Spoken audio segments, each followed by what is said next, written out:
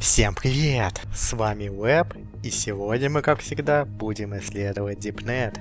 На этот раз я нашел странный сайт под названием Dark Content, то бишь темный контент, на странице которого содержатся 3 ссылки на довольно странных видео, которые я вам сейчас и покажу. Именно здесь открывать видеоролики я не буду, поскольку загружать их из этого специального веб-браузера очень и очень сложно. Поэтому я сохранил их на жесткий диск и покажу отдельной вставкой. И да, пока не забыл.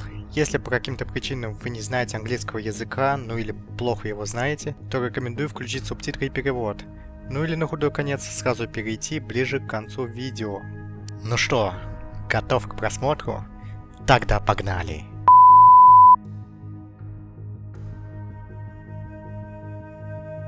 I would prefer not to include my name. Now I'm at home. I work doing content moderation for different companies, but they are not required to tell us who they are. The companies usually use pseudonyms, so I never really know who I'm doing the content moderation for. Some have really clear instructions with examples, and others just say something like flag the adult images, which can be interpreted very differently by different workers. I work whenever I have free time. Most of the time, it's in the evenings. But with the way the system is set up, you have to do the work when it becomes available, or else someone else will accept it and do it first. You can't wait around and do it later, or else it'll be gone, so I have to keep my eye on that.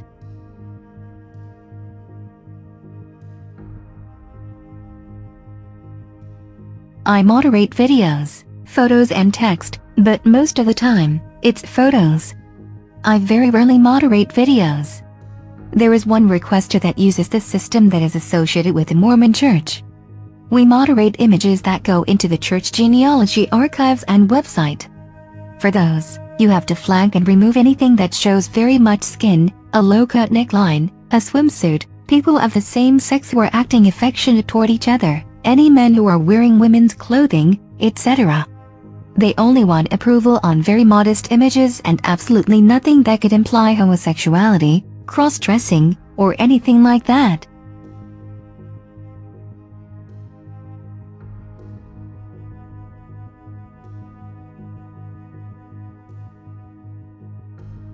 I've seen children in sexually suggestive clothing and poses. I've also seen humans having sex with animals. I try very hard to avoid the requesters that post these kinds of images, and stick with requesters I know that generally don't have these kinds of images up for moderation.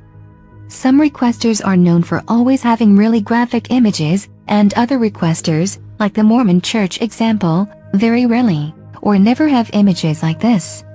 I prefer to work for these safer requesters, to reduce the chances of seeing the really awful images.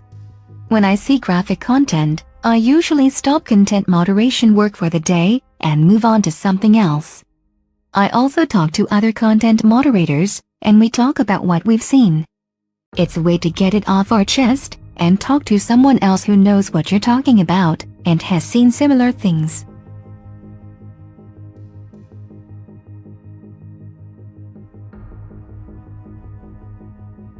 I never speak with friends or family about what I do. They know I do online work, but not really any details. They've never really asked and I haven't offered anything. It's a combination between feeling good about what I'm doing, being in a powerful place to prevent other people from having to see terrible things, and having mixed feelings about the power, making decisions that someone else's photos or art, or whatever it is, must be removed or hidden from view. I feel a bit like a superhero when I think about how I might be helping a child from seeing a graphic photo, but at the same time, don't necessarily feel like it's my place to have the power to decide that the photographer shouldn't be allowed to display his or her work.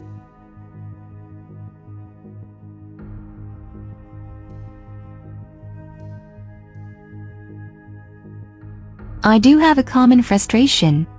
When I see an image that needs to be tagged because it is really graphic or illegal, I flag it and then move on to the next image or the next task. There is no follow-up. I never know what happens, or if anyone saw that it was flagged, or that anyone took care of it. Maybe I flag the image and they remove it from their data set, so it's not visible online anymore. But what if there was something illegal in the image, like child pornography, that needed to be reported to the police. Does anyone at the company call the police? Does anyone try to help the child in the image? I have no idea. Since the requesters are almost always anonymous, I can't contact the company to even ask these questions. I click to flag the image, but then after that, I don't know if anyone ever cares.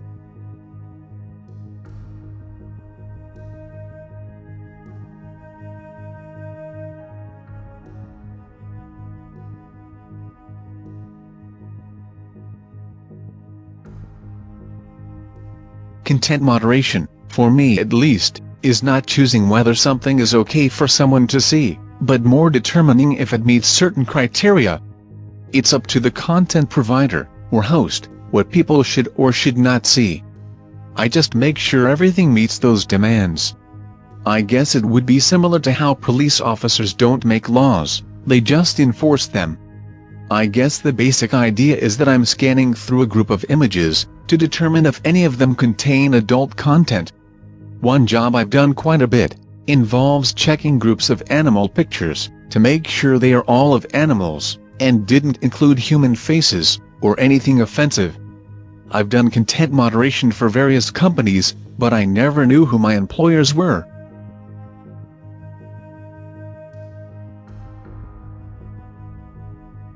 I'm currently living in my car, while I travel around the US. All the work I do is online, and I do that on my laptop, so I'm always in a place with free Wi-Fi and electrical plug-ins.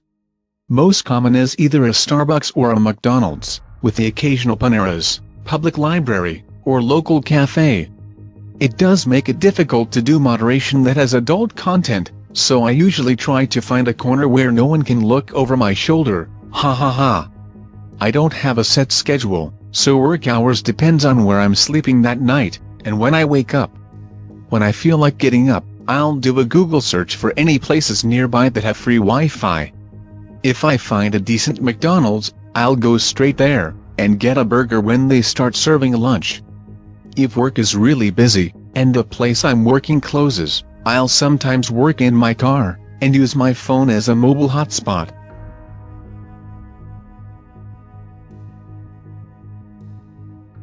About a month ago, I was at McDonald's, reviewing images that were fairly dense with hardcore porn. I couldn't find a place to sit against the wall, that also had an electrical outlet. On one side of the restaurant, though, there was a seat, where I could see if anyone walked by to sit behind me, so I sat there. I spent the day working, and there were a lot of pretty graphic adult images, going as far as French fetish porn. About 3 hours in, I got up to use the restroom and looked behind me. There was a family sitting there, able to see everything I was doing. Apparently, there was a door I hadn't noticed, and people had been coming and going the whole time, ha ha ha.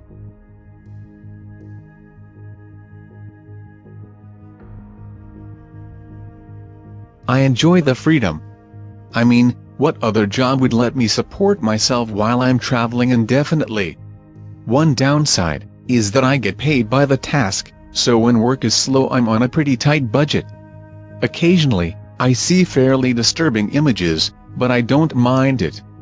There's occasionally a video containing some sort of gore, but that's been rare for me. Gruesome videos give me an odd, uncomfortable feeling. Like I can see violence and gore in a movie, and it's fine, but then sometimes I see a video and I know it's real, and it's disturbing. I can't really explain it. The most common type of video that I find disturbing is some of the French fetish porn I mentioned. Fetish porn is probably great, if that's what you're into. But if you aren't, it's usually pretty out there. For rare cases, where something such as child pornography, or other illegal content comes up, there are usually specific steps to take, that could potentially allow it to be fixed. If the video showed someone torturing an animal, for example, I could flag it as such, and the poster would probably be reported to the authorities. I won't go into any of the disturbing videos I've come across. Really, when it comes down to it, I don't want to go into detail on anything like that. The worst one I feel I can describe, was a video that showed the suicide of a mayor or senator. he was giving a speech in front of a bunch of people, then pulled out a revolver and shot his brains out. It was pretty graphic. I don't talk about this with family or friends. Not because I don't want to talk about it. More because we don't talk about my work much.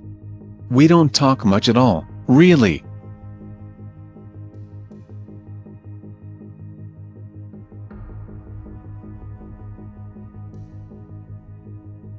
When I started full-time as a content moderator, I was working for Vimeo. For the most part, the videos are allowed to flow naturally, but when video met one or more triggers, they were rejected. Working for Vimeo was within the company IAC, the owner of Vimeo, so it meant that I never once stepped foot inside Vimeo's building, nor did I ever meet a single engineer, marketer, data analyst or any other position at the headquarters. I worked off campus, in a building dedicated to content moderating, much like a call center you would see in a movie.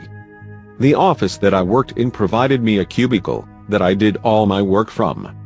It was your very typical cubicle, with gray walls and a faux granite-style countertop. In the center of the cubicle were double monitors that I would sit in front of, for up to 9 hours at a time, reviewing videos that had met the trigger. Nowadays, I believe that users know their content is being reviewed, but they just don't understand how closely. Content moderation is not a form of censorship, as these businesses have the right to provide a safe and respectable environment just like any brick-and-mortar storefront is allowed. If you were to go to any public establishment and say harmful or violent things to other customers, or expose yourself to them, you would be arrested. Content moderation is a form of keeping the peace. Just like the police patrol public domains in the real world, content moderators patrol public domains on the internet. There have been videos removed because of death threats, or individuals showing weapons that they claim they will use on another user.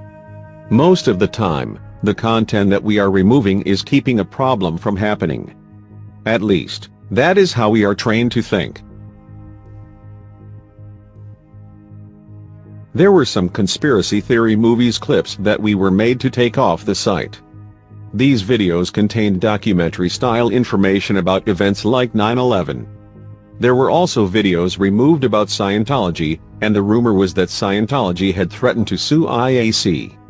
The videos that were removed had to deal with reaching a high ranking in the religion, and were private documents that only those reaching that level would be allowed to see. I don't always enjoy working as a content moderator. There were times in which videos would be removed that I believed were only done so to appeal to political reasons. When the 2012 presidential elections were happening, we were asked to remove all Al-Qaeda-related videos. This could have been because of the elections, or it could have been because they were no longer open to people viewing information about Al-Qaeda on the website.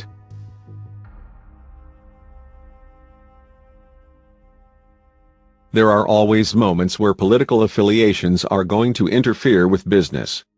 There are also times when tourism videos to certain areas, such as North Korea, could be removed because of unknown reasons. Osama bin Laden video removal was done as a PR move and a show of respect to the individuals who had been affected by events like 9/11.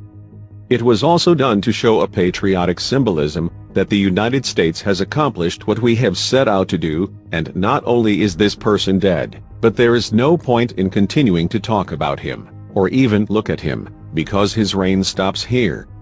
It was a social move to depict having the upper hand, or the ultimate say.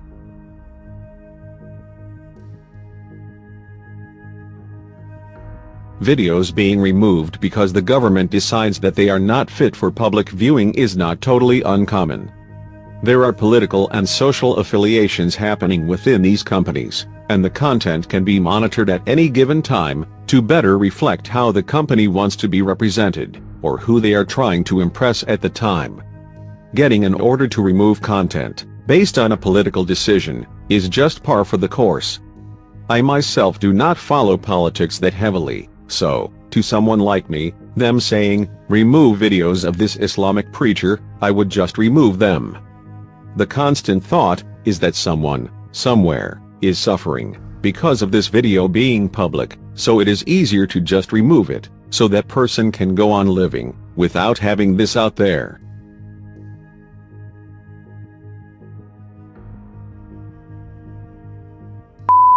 Итак, поскольку речь шла на английском языке, то я все-таки поясню, о чем говорили эти жутковатые говорящие головы, а иначе тут и не скажешь. Речь во всех трех видео шла о так называемых модераторах интернет-контента, которые работают по указке хозяев из некой загадочной безымянной организации. Именно они, если верить видео, решают, какие материалы будут размещены в сети, а какие нет. Они решают буквально все, начиная от того, сколько сисек сегодня должно быть в Инстаграме, и заканчивая удалением фотографий Усамы бен Ладена из поисковиков.